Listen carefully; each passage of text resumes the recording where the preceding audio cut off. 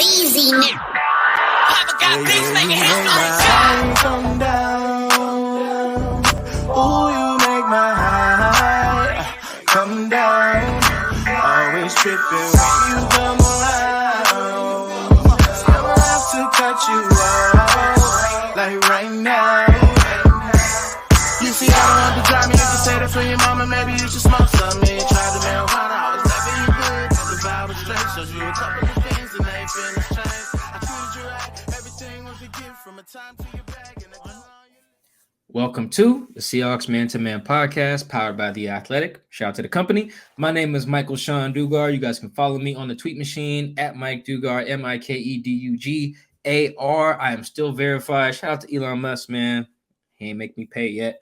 Shout out to our YouTube subscribers as well. Seahawks Man-to-Man. This is the number 2 man on YouTube. Appreciate all the love and support there. Chris, talk to him. What is good, everybody? It's your boy, Christopher Kid. Be sure to follow me on Twitter at CKIDD206. And that's CKid206. All right, it's our midweek episode. Bonus football, baby. Going to the playoffs. Shout out to the Seahawks, keeping the Seahawks Man-to-Man podcast alive on a weekly basis, at least for one more week. We're going to preview Seahawks 49ers with the homie Matt Barrows. Covers the 49ers for The Athletic, extending his streak, I believe, over Jordan. Rodriguez. Sorry, Jordan. I think Matt's passing you this week. But before we do that, talk about the matchup from Matt's view, because Matt always gives us good insight from the 49ers perspective, what they're good at, what their weaknesses are, if there's any shot. Chris, I feel like people want to know from us, do the Seahawks have a chance? They do. They have a shot. They're damn near double-digit underdogs. I think the line has since moved since yesterday. So it's a long shot, but a shot nonetheless. Chris, can I get a rant off real quick? Like Absolutely. 2 minutes. Not even that long. PSA, public service announcement. It's not hard to beat a team 3 times, right? Like it's not. It's just hard to beat a team. The number of times it doesn't, like, it's hard to beat a team once. It's hard to beat a team twice. It's hard to beat a team 3 times. It's hard to beat a team 4 times. Like, there's nothing magical about beating a team 3 times in a season. There's just that part of it because it's football. It's just hard to beat a team. Other part, it's not that hard to beat a team 3 times if you've already beaten them twice. Because ultimately then you are just beating them that one singular time. The outcomes of the previous games do not have any bearing. Your team doesn't get worse at blocking because you did it twice, because you beat them twice already. There's nothing inherent about the outcome of the other game impacting the third matchup. There just is not. There's zero. The example that I like to give to people, because I keep hearing this cliche, it's hard to beat a team 3 times. Nick Bosa said it. DK Metcalf said it. People say it everywhere. It's not, folks. Don't do it. Here's the easiest example. Because as a gambler, I know these things. As a retired gambler, I should say. Sorry. A retired gambler, I know these things. And if you guys have gambled, you played Baccarat, any of the Asian casinos, you done played roulette. It's a good one. Or, you flipped a freaking coin and bet on the result of it. You know that whatever happens on the previous turn or spins, if you're playing roulette, has no impact. Chris, have you bet roulette before? Nope. You're not a gambler. Okay, you're not a gambler, but you've seen roulette. You know how it works. Yeah. Yeah. You pick black, pick red, pick a number, whatever. If you bet black and he spins that joint and it's red, there is nothing about the fact that it was just red that has any impact on when he spins that shit again that it's going to be red or black. It's just red or black again. That's it. There's nothing about the previous spin that does that. Same thing with flipping a coin. You flip a coin twice, it's heads twice. There's nothing in the world about those 2 outcomes that influences whether that shit is going to be heads or tails again. So just keep that in mind, folks. Be the person at work when you're arguing about the game. When somebody says, man, it is hard to beat a team 3 times, jump in and say, no, Andrew. No, it's not. I just made up a coworker. But say, just no, Andrew. Say it's not. and give the examples that Mike gave you. And it'll help you out. I just had to get that off. Hopefully that was under 2 minutes. Definitely was. That was? Okay. You're fine. You're good. Retired gambler in me just had to I know you're big on movie clips, so I'm going to steal some of your sunshine here. And Doctor Strange had a great line that ties into, I think, all the scenarios in which the Seahawks can win this game, right? Doctor Strange in Infinity War, he says that he's gone forward into time to view all the alternate futures, to see all the possible outcomes of defeating the great man Thanos. Star-Lord asks him, how many did you see? Of course, Doctor Strange is like, my man, I saw 14,605,000. How many did you win? 1. In this scenario, the Seahawks might be the Avengers, going up against Thanos. Here's their one shot. Now, I have seen 2 other games. Boy, they did not look good, but this is a brand new game. All those other things that have happened in those futures doesn't matter. On Saturday, they got to step up to the plate. It's a new game. What happened in week 2 doesn't matter. What happened in week, when they played them again, was it 13 or something? 15? Hearsay. Got to win on Saturday. And then you can go back and say, hey, we were 1-2 against the Niners. Cool. You got the biggest win. It kept you going in the postseason for a chance to win the Super Bowl. That's how they're looking at it. The other thing that I wanted to bring up is that the 49ers have perhaps the most stacked roster in the playoffs. And I don't even just mean the NFC. Like, you just look at their roster, it's just loaded with guys. Bosa's an all-pro guy. Kittle's an all-pro guy. Maybe not all this year, but you guys get what I'm saying. Bosa's been all-pro. Kittle's been all-pro. Debo's been all-pro. McCaffrey's been all-pro. Trent Williams has been all-pro. Fred Warner's been all-pro. Like, that's just a lot of guys who've not only just, at least I think all those guys have been all-pro. Let me check on Trent Williams real fast. But you guys get what I'm saying. I think everyone I have mentioned has been all-pro. I'm double-checking on Trent. Yes, he was last year. So yeah, everyone I just named been an all-pro guy. Pro Bowl is different than all-pro, right? That means these guys are the top of the top, top of the top of the top. The top flight security of the world, Craig. So they are a very scary team. But I think that what's important in this matchup is not necessarily depth, is not necessarily like who establishes the run, who overcomes the weather, all these other things that do matter. But I really think from the Seahawks perspective, you ask me, do they have a shot? I say yes, if, pause for dramatic effect, they really need their stars to show up. Because when I look at the Seahawks roster, they got dudes. Like, there was a point in the year where I thought the Seahawks would have like 6 Pro Bowlers. I think they ended up with 4. You were close. I mean, is it Quandre, Tariq, Jason Myers, and Geno? Yeah. So have 4, which is still a lot. And again, I know Pro Bowl and All Pro is not the same, but like that's still, you have stars. Right? You don't have maybe superstar like talent, but you have stars. You got Offensive Rookie of the Year candidate who had 1,200 yards from scrimmage, 9 touchdowns, led all rookies. You got 2 1,000-yard receivers. You got a quarterback in Geno who was a top 10 guy this year. I think he threw for like 30 touchdowns, something like that. Like, you have guy even on defense. Quandre has been a Pro Bowler 3 times. Tariq, even though he's a rookie, he's essentially, for all intents and purposes, for this matchup, he's a star. Right, he's one of their star players. When the other team practices during the week, they probably put a yellow jersey or whatever their practice squad or whatever their scout jerseys are. They probably put one that says 27 on it, right, to make sure they know where 27 is at all times, how to attack them. So they don't have as many as the Niners, but they have them, and I think that's the key. And I wrote about that a little bit this week. I think that story will come out by the time this podcast is out. But I do think that's really important. Like, it's not even necessarily about the X's and O's and how you stop this guy or how you stop this guy or stop the run or get at Brock Purdy. All those things matter. We'll talk about those with Matt too. But from the Seahawks perspective, it's have your guys show up, like really ball out. Like, you look at the last time they won a playoff game, what happened? Their superstar was the best player on the field, and it was DK. He had like 160 yards, 150, something. He broke the rookie record, I'm pretty sure, for receiving yards in a playoff game. Like, that is what you need. You need that. Maybe don't got to break the record, but DK, I think in the 2 matchups against San Francisco, has like 90 yards. Yeah, not good enough. He needs to be way better. That's not enough. Ken Walker, his debut in the regular season was week 2 game, so I don't really count that. But the second game, he had played a lot. I think he only had like 40-something yards, 45, 47, something like that. So that's not good enough either. The Seahawks have rushed for one. They haven't rushed for a touchdown on these guys. Like, Geno's only thrown 1 touchdown. You know, I don't think Geno's thrown for 300 yards. Like their stars got to show up. The depth does matter at the end, right? Like if Damian Lewis getting his ass kicked all game, then obviously that's a problem, right? Like that's gonna matter. Like all 11 have to perform. That's not really what I'm saying. But the reason that the Niners seem so scary is because they're front loaded in that way. Like they have some good non-star pieces too, like Javarius Ward, Drake Greenlaw, Chris's man Hufanga. They got some guys, although Hufanga should probably be all pro. That dude is. Yeah, he's really good. That's a bad boy. But he's probably not going to be all pro.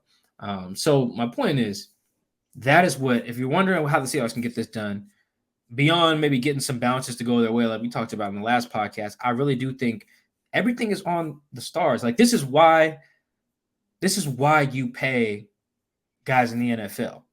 Like legitimately, this is why you decide, hey, we're gonna, instead of just drafting another receiver in the second round or first round, we're gonna give Tyler Lockett $17 million a year, because this is why the difference that guy can make in a big moment against a great team. Same thing with DK.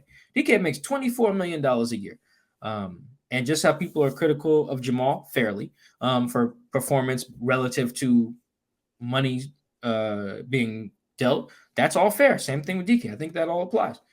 You make that bread, this is when we want to see you show up. So Geno's not really making that same bread, but you always put the pressure on the quarterback in that regard. You want your quarterback to show up. Just like Niners fans will be pissed if Brock Purdy doesn't show up. So that you don't really need a star there to demand that they show up.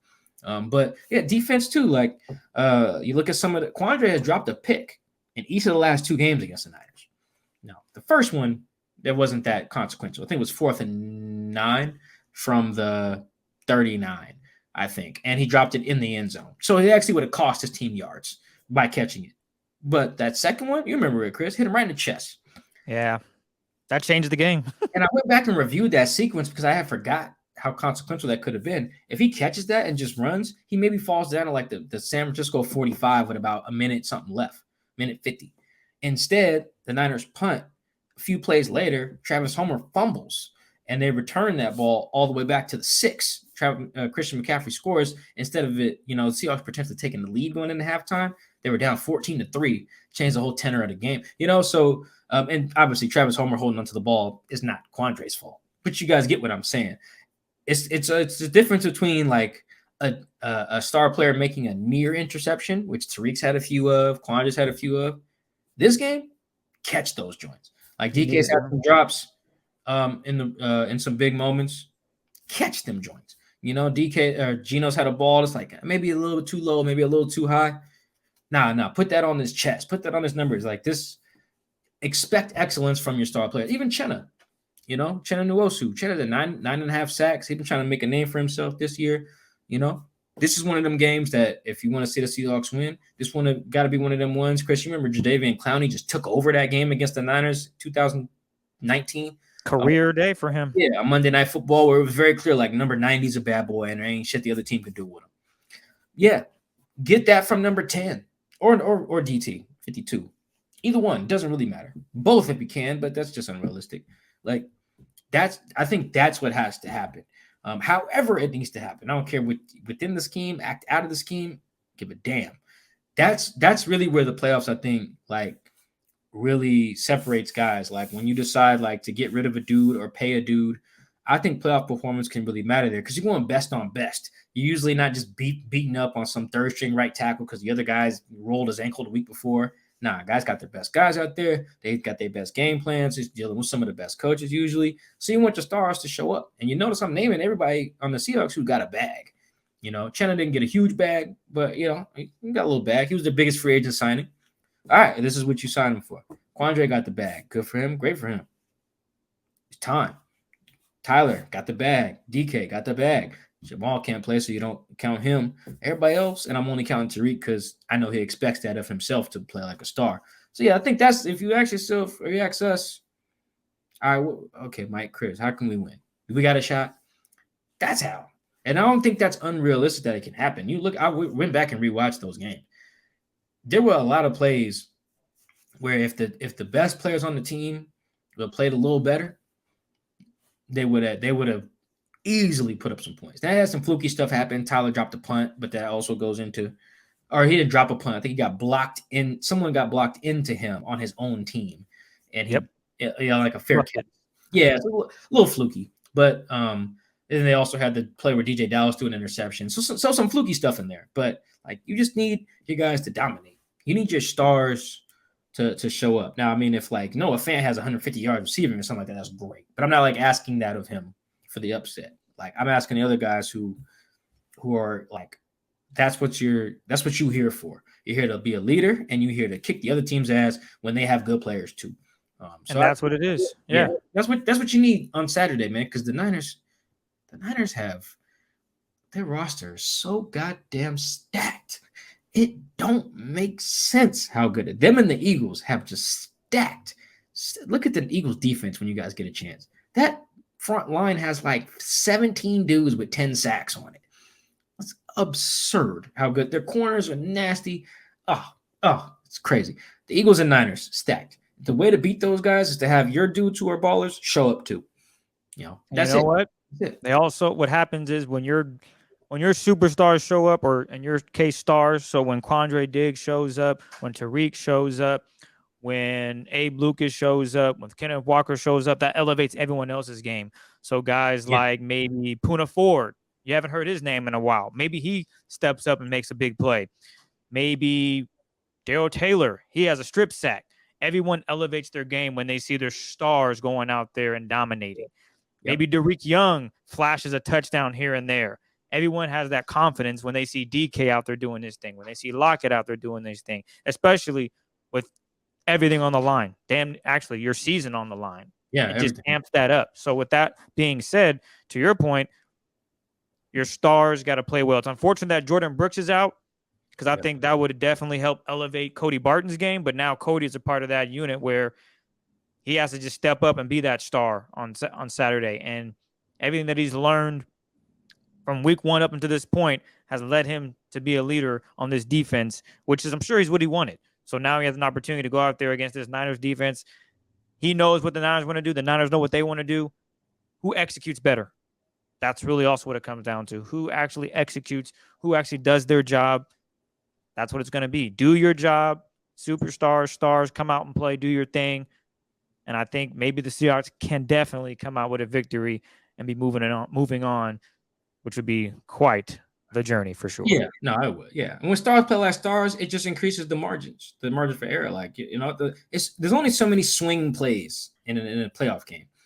Special teams plays, third down catches, anything in the red zone. Like there's no room for drop passes. There's no room for badly thrown balls. There's no room for taking blocking the wrong direction on a zone run. It's none of that shit. All of that. There's no room for a bad rep on third down from your tackles. Like you have, there's star power on the Seahawks. It's star potential, if nothing else. Show up. That's it. Not to say they won't. I'm just saying, like, if you're asking what's the formula, that is it. I think it's your stars to play like stars. This is why you pay those guys. This is it, because they make the difference. Because DK Metcalf is he's $22 million better than if you were to just draft a rookie, in the first round or whatever. In theory, like that's the math you do on that when you give those guys. So yeah, this is it.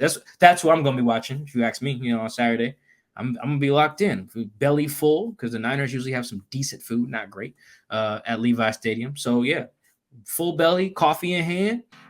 Popcorn too, because they have a popcorn machine in there, and I'm gonna be watching all the stars on the Seahawks to see if they show up on Saturday. They elevate.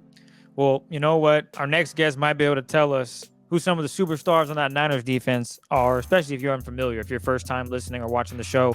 We're gonna have on Matt Barrows. He's gonna break down everything from, can the Seahawks put some points up on these dudes? We saw what the Oakland Raiders did to them in Week 17, where they put up 34 points. Vegas. God, you know what? How you haven't got it? I'm just going to say Raiders, and you know who I'm talking about. Yeah, that's good. Just say Raiders. Everyone knows football. I'm talking about Las Vegas, not Oakland. My apologies. So maybe the Seahawks can find an identity there where they can attack this Niners defense and be successful with the stars that they got. Mike, anything else you want to add before we toss it over to Matt? No, let's get it. Let's get him in here. Let's do it. All right. Joining us to dive in to this matchup a little bit more from more of an expert view, because Chris and I are watching the Niners from afar. We have the homie Matt Barrows, who covers the Niners for The Athletic. Matt, greetings, sir. How are you? I'm doing well. How are you guys? Oh, we're doing okay. Yeah. No complaints. Yeah. Well, I got a complaint since we're going to the Bay Area for a playoff game in January. It's supposed to be, from a weather perspective, above going to Minnesota or New York or Philadelphia at this time of year. And instead, it sounds like I'm flying into a storm, man. What's up with that? Well, I'm blaming you guys. You guys are bringing the Seattle-like weather down here. I mean, it's like they're preparing for Pete Carroll's arrival by bringing in some rain and some storms here. We need the rain. We're in a bad drought, long, multi-year drought cycle. But boy, we don't need it all at once, and that's what it seems to be happening here. I will say, I was telling Chris this before we started, that this area doesn't get quite as much rain as other parts of the states. It's in a bit of a rain shadow. So San Jose, where I think you'll be flying in, and Levi Stadium, it's been wet. It gotten a lot of rain, but not quite the deluge that some of these other spots have gotten. Yeah, I'm not. I was reading your story the other day, and I was down in the bottom where you had your little notes. You mentioned the weather, like 95% chance of rain. I said, "Excuse me, what? Hold on, that's happening." Wait, Barrows, that little typo slid by the editor. Oh, let me Google it.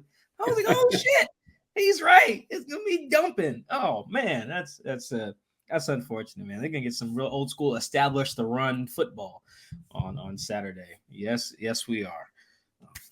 All right. I will tell you that that's the one thing that has 49ers fans all hot and bothered this week, because they think that all this rain. First of all, California is not used to rain. It rains and people slow down to 35 miles an hour on the highway. And people think that that's going to be an equalizer. It's going to kind of tighten everything together. They think that the 49ers are by far the more talented team, but there's a worry that, boy, look at Lucky Pete Carroll. He's getting a rain game. Playoff going to come down to a freak fumble. That this is a fan group that watched the 49ers in their opener. They played a really wet game at Soldier Field. It was a swamp. It was like a second lake over there. And they lost that game. Deebo Samuel lost a fumble. There were a couple of free plays that the Bears got in the second half. And that was one of their 4 losses this year against what turned out to be a really bad Bears game. So all that is sort of in people's minds as they're getting ready for this game on Saturday. Oh, man.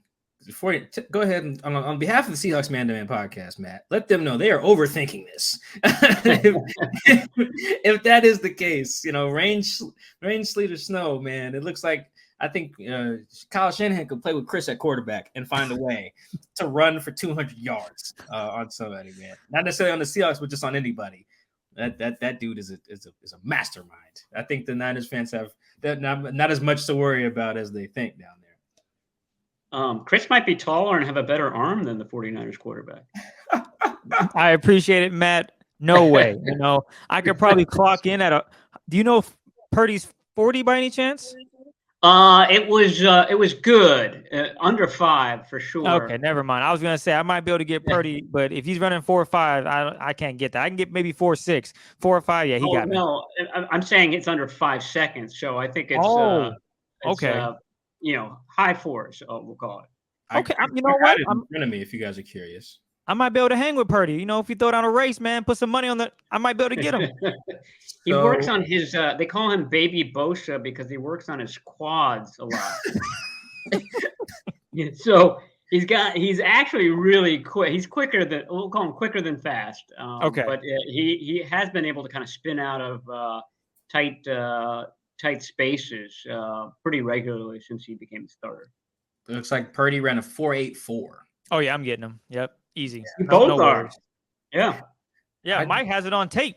I did run a 4.85. That is very, I know. very it's something that the rest of the athletic writers are very envious about.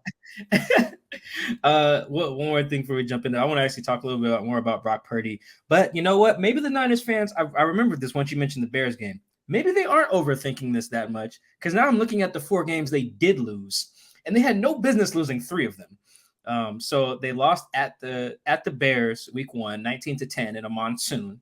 I remember watching that game. Smoked the Seahawks right after that, and then lost to the Broncos on the road in week 3, 11-10. I think that was on Sunday Night Football. So yeah, I remember that game as well. And then lost at the Falcons, 28-14. And then got their doors blown off by the Chiefs and haven't lost since. So, but other than losing to the Chiefs, that's 3 non-playoff teams. So yeah, you know what? Never mind, Matt. I can see why the Niners fans are like, yeah, we're due to just kind of cough one up, maybe, especially if you factor in some poor weather into the equation. Well, there's a theme there. All of those were pre-CMC games. The Chiefs wasn't, but he literally had arrived, 48 hours earlier and didn't play but a handful of snaps in that game. Every game he started has been a win, and I don't think that's a coincidence because he's those scores that you just ticked off. Those were all very modest offensive performances. The defense has played well all season, aside from that Chiefs game.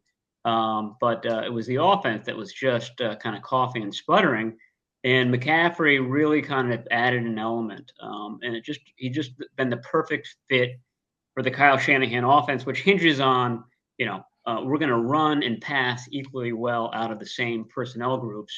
He's the ultimate run pass guy, a thousand guy, and he's been. The expectations were that he was going to be good. He's been better than expectations, and really has kind of been the difference in that offense.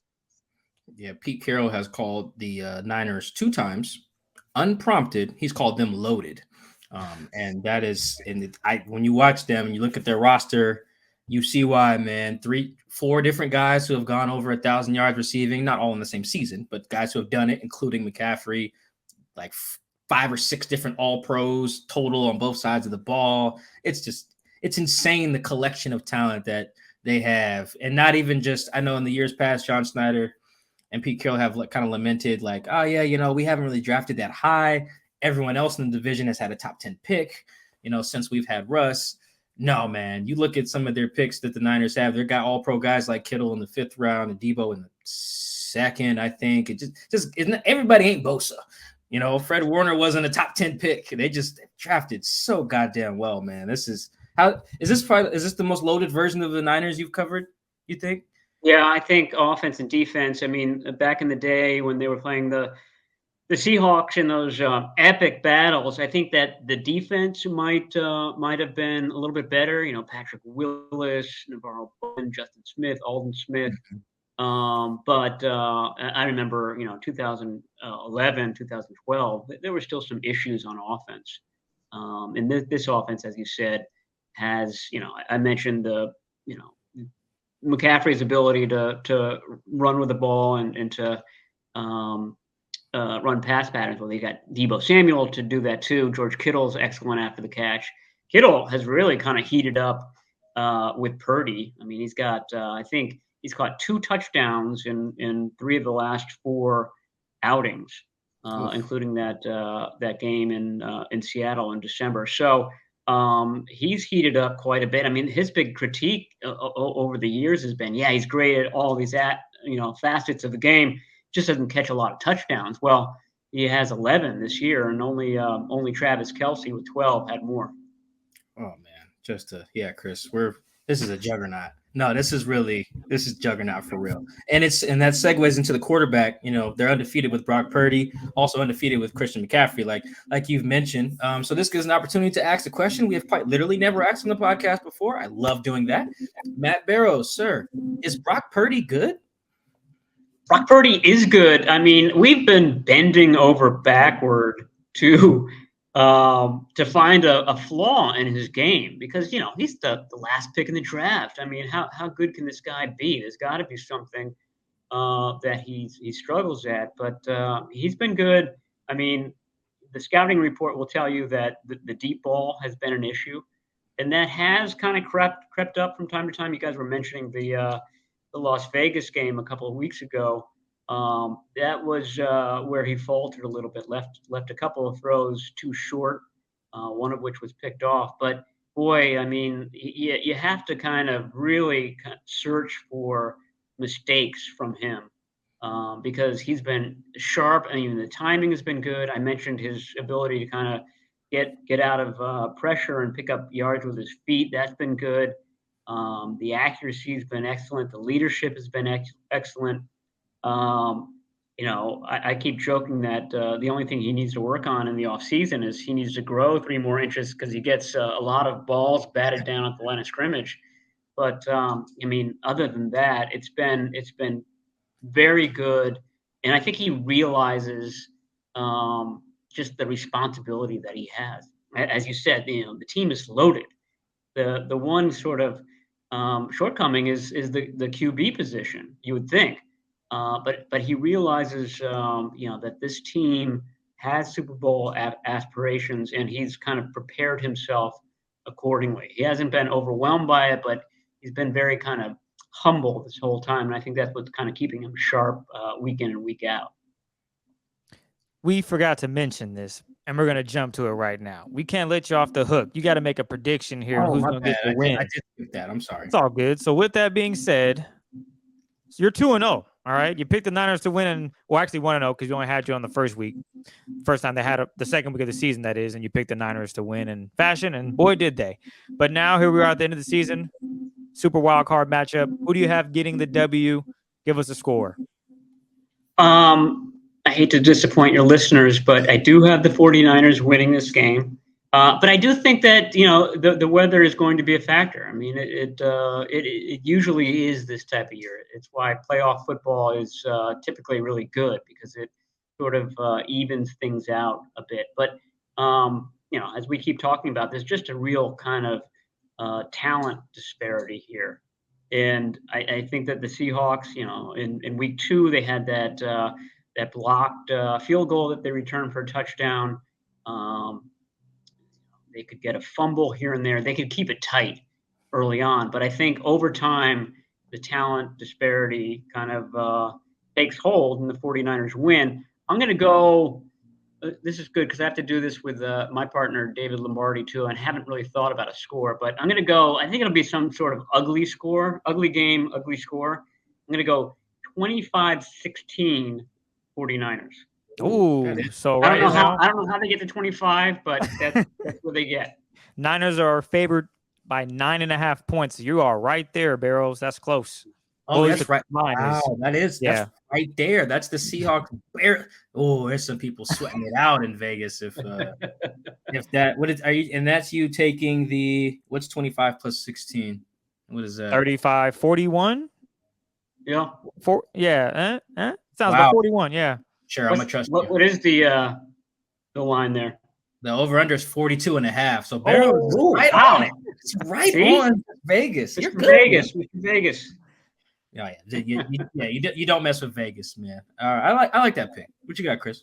Oh, this is tough. I've been riding with the ship the whole season, and to go against the Seahawks feels like a discredit to this team. But who cares? With all that being said, I'm going to take the Niners as well. It's probably going to be a clean sweep. I don't think Mike's going to be like, hey, guys, I think I'm going to go with the Seahawks here, but he could shock us all. I'll take the Niners winning. I'm going to say 24 to 13. All right, yeah, you're right. I got a clean sweep too. Because I just watched the Niners on film, man. It is just crazy how little the quarterback has to do.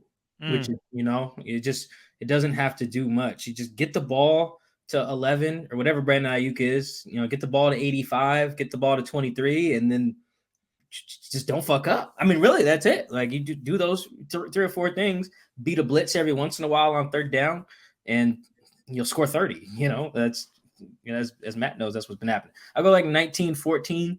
I've been just predicting ugly score. I'm gonna predict the ugly score too. Like I'm gonna follow Matt's lead on that. I'm taking the under. I do like to see. I think we all like the Seahawks to cover. Yeah, we do. We like that. Works. We got something right. We'll see. We shall see. All right. I went to go, but yes, I skipped straight to Purdy. My bad. All good. I'll go back to Purdy here. And you mentioned some of his weaknesses, which throwing the ball deep, and that might be something the Seahawks can attack. Is there any other elements of his game where you're thinking, the Seahawks might have success and making it difficult for him to just find certain numbers and attack the Seahawks defense and be successful? I mean, I think it's just a matter of making him uncomfortable. The 49ers offensive line actually has gotten better this year at pass blocking, but there's a rookie at right guard, second year player at left guard, first time starter at center. This group has gotten a lot better week in and week out, so they're better now than they were in week 2. But I mean, that's a potential advantage there. I think in that game in Seattle a few weeks ago, I don't know if Al Woods played. I think that they had an injury to another interior defensive lineman really early in that game, and I thought that really helped. That really hurt Seattle from the get-go. It just allowed the 49ers to kind of run fairly easily in that game, and that's what sets Brock Purdy up, all that play action stuff. I thought that the Seahawks really went after McCaffrey hook, line, and sinker, to the point where they were going wherever he went, and that opened up big swaths of the field for other players like George Kittle. So, I mean, these are things that you would think that Pete Carroll would really kind of tee off on. Don't be fooled by McCaffrey. Don't allow him to be a decoy like he's been. So, I mean, that's sort of been the theme of the 49ers this week. Kyle Shanahan, when asked about, that third opponent, so hard to beat a team 3 times in a season, he says that, by the third game, each team knows all the other team's magic tricks, and they just play each other tighter than they would have in the previous 2. So that's what I'm anticipating. Turnovers are going to be huge, especially in the rain. The 49ers have been really good on that, but I mean, they also seem overdue for one. They haven't had a fumble in a long time, for example. So, that's the pathway I see to a Seahawks upset. Ooh, look at that. I don't believe Kyle Shanahan's quote unquote, they've seen our offense and what we do on defense. We're not going to do any trick plays offensively. Man, they ran a screen to the left, faked the screen to McCaffrey, and then threw a touchdown to Kittle. So anything's possible with this man. Kyle Shanahan's a wizard. He's probably just doing the sweet talk, going out there and just being a respectable, humble coach, not saying I got tricks up my sleeve. Obviously, I think he might have something that the Seahawks haven't seen before, and I would not be surprised. Now, Mike loves giving you guys opportunities to be defensive coordinators. I, too, will give you an opportunity right here as well, Matt.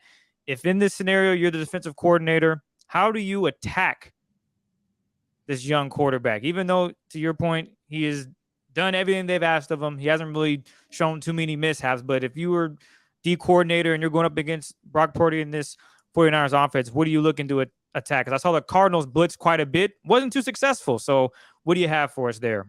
Yeah, I wouldn't blitz. I would just stuff that box with defenders. I would something that the Rams did last year, and I know that the Seahawks play sort of a quasi version of what the Rams play defensively. Is they stack the line of scrimmage. I mean, 5, sometimes 6 big bodies along that line of scrimmage to kind of take away the outside runs of the 49ers. And so when you do that, you're obviously bringing the safety down, and you're forcing these guys to beat you over the top. That worked for the Rams last year in the championship game. That was the third game, the third matchup, Rams 49ers matchup of the season. The 49ers won the first 2. They lost the more important one at the end of the year. At that point, Jimmy Garoppolo was hurt. He was dealing with that shoulder injury that would bother him the entire off season. And Brock Purdy, to be honest, teams have been doing that to him, and he mostly has taken advantage of that. And that's sort of one of the pleasant surprises that the 49ers have had, is that he's hit the deep ball when it's been offered to him. So I don't know, in the rain, it's going to be windy too, whether that sort of is a smart move. I would think that that's exactly what Pete Carroll does in this game. Pete Carroll and his defensive coordinator. There it is. Now, the Niners also have a really good running game with Christian McCaffrey, and now Elijah Mitchell is back, and he's had success against the Seahawks defense. But now these two guys are going to be on the field at the same time. What kind of nightmare does that present for this Seahawks defense that I think is still hasn't found their identity, but is looking to do so against the Niners on Saturday? Yeah, that sort of was a theme too this week among the 49ers, is that the Seahawks have tried a lot of different things this year, and they're eventually going to settle on some things that they do really well. And probably they've started to do that these last 4 or 5 games. I think everybody agrees much better defensively. But yeah, I mean, it's a 1-2 punch, and Mitchell is really a downhill runner. It's sort of a case where McCaffrey plays early on, and then Mitchell and some of these other guys come in and are the finishers at the end of the game when a defense is getting a little bit tired, this, that, and the other.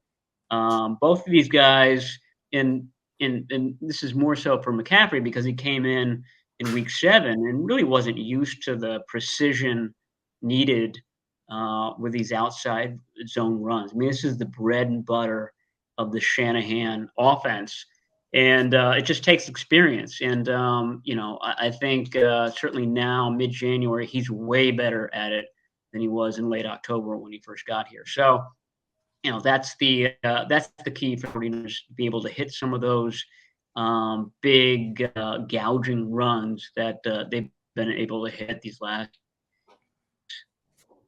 Well, that leads me to this next question. Over under combined rushing yards for both of these guys. And I had it at 120.5 yards. That's because I did some averages. And Mike was like, no. We got to up that quite a bit. So I put it at 130.5 yards between McCaffrey and Elijah Mitchell. Are you going to take the over or the under there? I'm going to take the over because I just think that the Seahawks are going to sell out on making sure that that's not the way that the 49ers are going to beat us. Let's look at the weather. Let's look at the inexperienced quarterback. And if we're going to lose this game, let's make the 49ers earn it through the air in kind of a messy weather environment. So I'm going to go under on that one. Okay, go under. All right. Oh, wow. We saw how that went last time when they faced Brady. They were like, yeah, Tampa Bay doesn't even run the football. We're going to make them throw it. And then they're like, you know what? We're going to run the football, and the Seahawks were not prepared. So I hope you're wrong, Matt. I hope that the Seahawks do, in fact, slow down Purdy throwing it. And if he runs all over the place, it's not effective. So we'll see how that actually plays out. Oh, no. That's a good plan by the Seahawks if they do. Because, boy, if you get run all over, man, it's just yeah, it's not good. It's just so much demoralizing. I used to think that this didn't matter, and to some extent I think players are overstating it, but and Matt can attest to this, years and years of covering guys, defensive guys don't want anything bad to happen to them, obviously, but they would not like to get run on consistently. True. Like if you throw a bomb, all right, a corner gets cooked, safety looks bad, but it's like it does not physically humiliate you in the way that a team running power right up your gut and moving your nose tackle off the ball just embarrasses the team. And I guess that to defensive guys, that's the thing they want to avoid first and foremost. It's a very fascinating mindset. Oh, I put words in Matt's mouth. That's what I've discovered, Matt, talking to guys. Have you kind of gleaned the same thing interviewing defensive Well, yeah, guys? I mean, it is demoralizing at the end of the game, and you're just not able to stop the opposing team. And that's what the 49ers have done, is that they've gotten these big leads, and then they brought in some of their, they call them the closers. Jordan Mason, who's a rookie this year, he's 225. They've got Ty Davis-Price, 3rd-round pick. He's 225.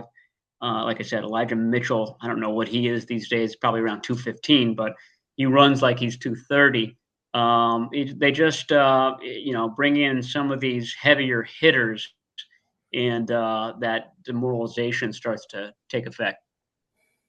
Let's flip it to the defense. Week 17, Jarrett Stidham. Honestly, didn't even know who that dude was. But he threw for 365 yards, 3 touchdowns, and 2 interceptions. And then that was what? Maybe the second most passing yards outside of Patrick Mahomes, who I think in week 7 threw for over 400. What in the hell did the Raiders do offensively against that Niners defense? Perhaps maybe this can give the Seahawks offense some hope for our fans listening. that was so successful to allow them to put up 34 points against this Niners D. Yeah, I thought that the Niners overcommitted to stopping Josh Jacobs. I thought that they saw a guy coming in making his first ever start and Stidham and said to themselves, okay, this is what the Raiders are going to do. They're just going to hand the ball off to the NFL's leading running back, which they did. But, they trying to remember the head coach's first name, Josh McDaniel. Yeah, he had nothing to lose, so they went for broke in that game. They also had Darren Waller back, he had only played a few snaps the game before, but this was a full game for him. So the 49ers have been good when they play a team that is one note, that might have one really good wide receiver. Or a really good running game. They're very good at kind of taking away your strengths. But when you've got a diversity of talent out there, which is what the Raiders had in that game, wide receiver Devontae Adams, they had a really good tight end in Darren Waller. They had the best running back in the league in Josh Jacobs. So that got the 49ers off kilter. I also think that they were that was their 9th straight win. They were sort of due for that inevitable letdown. That was the game that they were feeling it. And to their credit, they did adjust at halftime and did a lot better. But that just shows you that it's not a totally it's not the '85 Bears defense, it's not the 2000 Ravens defense. It's not what the Seahawks had a decade ago. There are some weaknesses in it. Bosa's great. Armstead's great. I don't know about the rest of the defensive line. The secondary doesn't have a lot of speed to it. Very smart guys, good tacklers for the most part. But there are some weaknesses that can be exploited. I don't know if the Seahawks can with this weather as well. That's why I just think it's going to be a kind of a messy ground affair.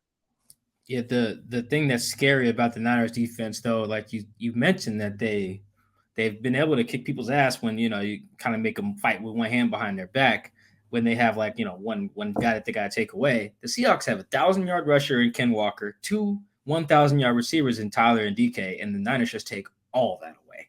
It's just at once. It's crazy how unproductive DK has been against the Niners this year, as how unproductive Ken was in Week 15. Versus how all of those guys have been in other games. So they're just a scary unit. Who they do remind me of, he kind of rattled off some good defenses there in history. The 2013 Seahawks were a very arrogant defense. They didn't disguise much, didn't rotate a bunch. It was just, hey, man, we're about to play a bunch of cover 3 and kick your ass. God bless. And the Niners remind me of that as well. With just running the play, where they play quarters, single high, whatever, just like we're just about to run this, rush 4 and kick your ass. God bless. I'm sure you've noticed that as well. Who is most responsible for that? Are they inviting DeMeco Ryans' identity in that regard? Yeah, I mean the guy who's sort of who's always kind of stirring guys up, their energy guy, is Fred Warner, he's at the center of things. He's the guy before the game that's hyping everybody up. He never shuts off. He's been described, coming out of the draft, very similar to Bobby Wagner. And I don't think he makes quite as many big-time plays, interceptions, return for touchdowns as Wagner has. But he's very much the heart and soul of that defense. So he's sort of the motor that gets everybody going. Everybody knows about Nick Bosa and Eric Armstead on the D line, and on the back end, it's really kind of led by Jimmy Ward, who's played a lot of nickel this year, and then Charvarius Ward, who had that really nice game. His best game was that game against DK in Seattle. That was sort of his coming out party, where they just allowed him to follow DK around the field, play that aggressive man style. He's a taller cornerback with long arms, good speed. really hasn't gotten the sort of national recognition that I think that he and the 49ers think that he deserves. Didn't make the Pro Bowl this year, but he's their best corner. I wouldn't be surprised if they, use the same tactic on Saturday.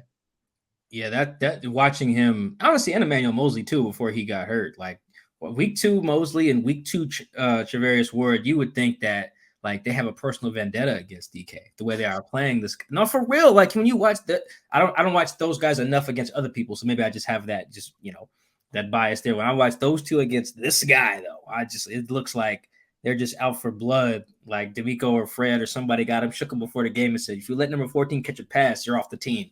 And they just go out for blood, man. Like it's very impressive. And I'm assuming, Matt, that they don't have Charvarius do that consistently every week. That was like a DK thing they had him do.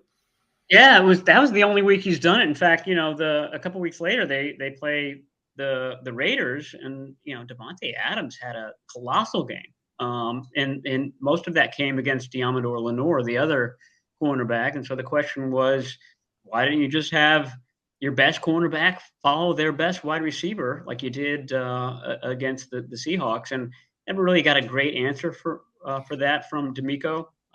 He just said that that's not the style of defense they chose to play for the Raiders game.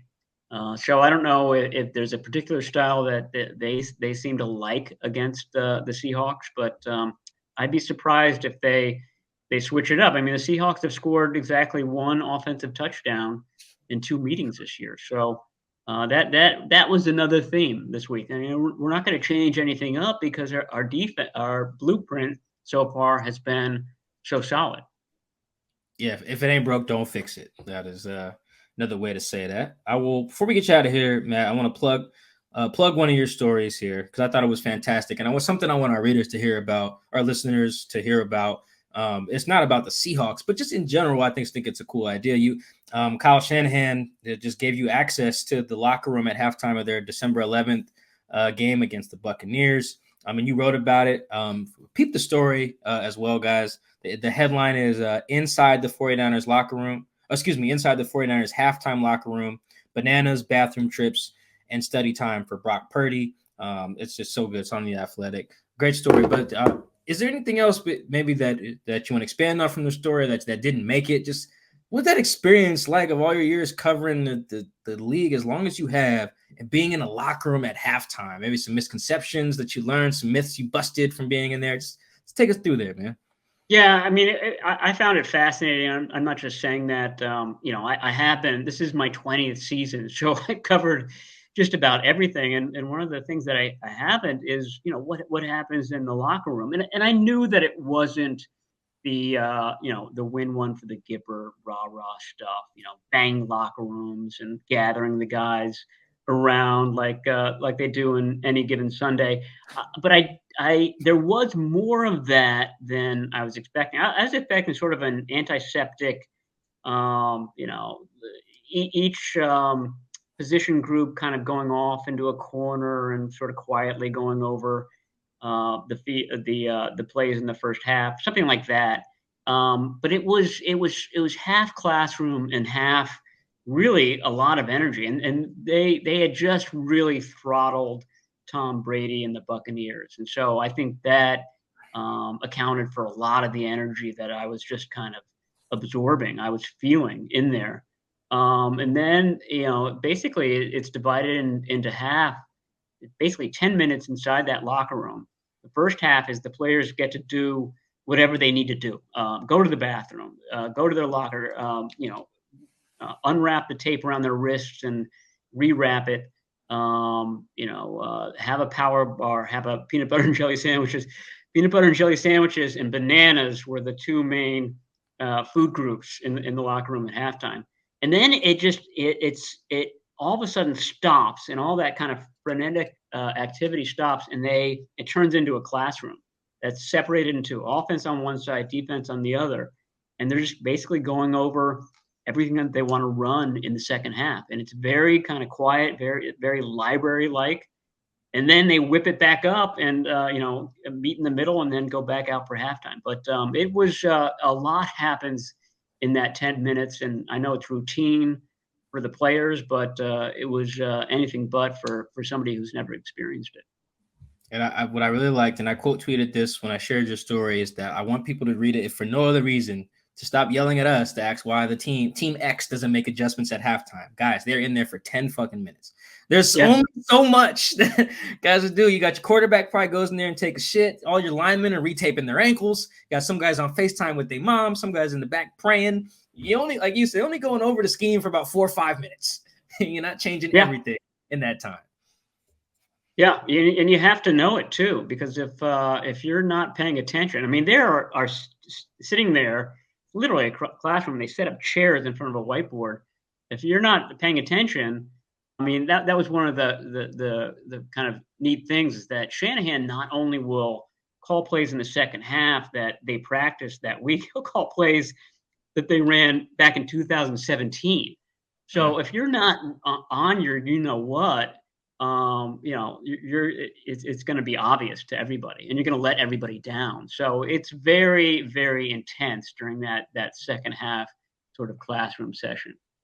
Yeah, I love that. Headline one more time here. Inside the 49ers halftime locker room, bananas, bathroom trips, and study time for Brock Purdy. I thought it was great. I need to just go send that to the Seahawks PR staff and say, hey, man, you're doing it again. My time. Yeah, come on. Yeah, that's right. I mean, I did it, and they're still on a winning streak. So it wasn't a curse. It didn't lead to a loss. Nothing happened. Yeah, no, I loved it. That was great, man. Thanks, Mike. I appreciate that. Thank you so much for bringing that up and for putting it out there when it came out, and all the nice things that you just said. Oh yeah, no, that was fantastic. Great insight into the thing. That's what, and then I'm gonna show it to the PR staff. Hey man, this team might win the Super Bowl. They let him in there, so give me a couple minutes, peanut butter and jelly sandwich. Just let me look around. I ain't gonna break nothing. Just let me look around. Mike would probably pull the quarterback aside and give him some tips on his stance and how he's gripping the ball and stuff like that. I was very discreet. I just kind of hung back. Knowing Mike, he would draw a play. Hey, first play. 100% would drop a play. 100% first play.